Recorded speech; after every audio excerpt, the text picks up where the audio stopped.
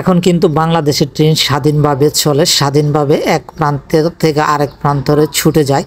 তারপরেও কিন্তু ট্রেনের শিডিউল মিস্টেক হয়ে থাকে।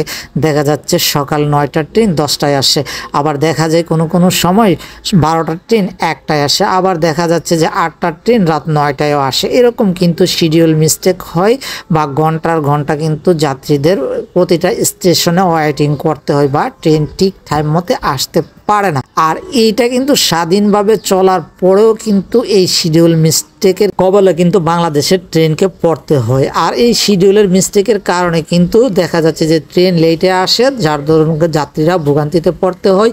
এক স্থান থেকে অন্য স্থানে যেতে কিন্তু তাদের অনেক সময় অপেক্ষা করতে হয় বা অনেক সময়ের কারণে কিন্তু তারা কিন্তু লসে পড়ে, কারণ তাদের কাজটি ঠিক মতো কিন্তু করতে পারে না।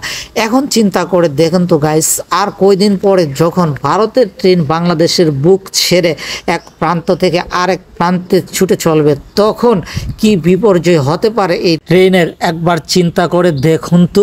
আর সবচেয়ে বড় কথা হচ্ছে কি জানেন, যখন ভারতের ট্রেন বাংলাদেশের উপর দিয়ে চলবে তখন কিন্তু ভারতের ট্রেনকে কিন্তু আগে সুযোগ দিতে হবে, তাদেরকে কিন্তু আগেই সিগন্যাল গ্রিন দিয়ে কিন্তু তাদের ট্রেনগুলি ছাড়তে কিন্তু সুবিধা দিতে হবে। এটা কিন্তু ভারত, কারণ স্বার্থ ছাড়া কিন্তু তারা কোনোদিন কোথাও পা দেয়নি, স্বার্থ ছাড়া তারা কখনো কারোর সাথে সমঝোতা করেনি। তবে তাদের এই স্বার্থটাকে প্রাধান্য দিতে গিয়ে আমাদের বাংলাদেশের ট্রেনের কতটুকু লস এবং লাভ হবে সেটা কিন্তু চিন্তার বিষয়। তাছাড়া আরেকটি বিষয় রয়েছে, বাংলাদেশের বিভিন্ন স্থানে যে রেল লাইনগুলি রয়েছে সেই রেল লাইনগুলি কিন্তু পর্যাপ্ত পরিমাণে নাট কিন্তু প্রতিটা জায়গায় থাকার কথা থাকলেও কিন্তু নেই। এটি কিন্তু পর্যবেক্ষণ করা কিন্তু হচ্ছে না। আমি এর আগের ভিডিওতে আপনাদেরকে হয়তো তুলে ধরেছি এবং এই ভিডিওতে এই বিষয়টা কিন্তু আমি উল্লেখ করতেছি।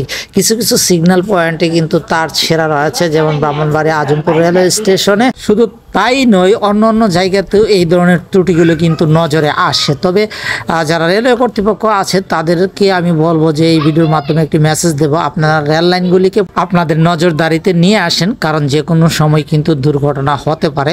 ভারতকে সুবিধা দেওয়াটা বড় কথা নয়, আগে নিজের দেশের রেল লাইনগুলিকে ভালোভাবে সাজিয়ে তুলুন এবং নিজের দেশের রেলের সুবিধাটা জনসাধারণের জন্য ভালোভাবে যাতে শিডিউল মিস্টেক না হয় সেই বিষয়গুলি আপনারা আগে খতিয়ে দেখেন এবং জনগণের স্বার্থে কাজ করুন। আগে বাংলাদেশকে নিয়ে তারপরে অন্য দেশকে নিয়ে চিন্তা ভাবনা যদি করা যায় সেটা হচ্ছে পরের বিষয়।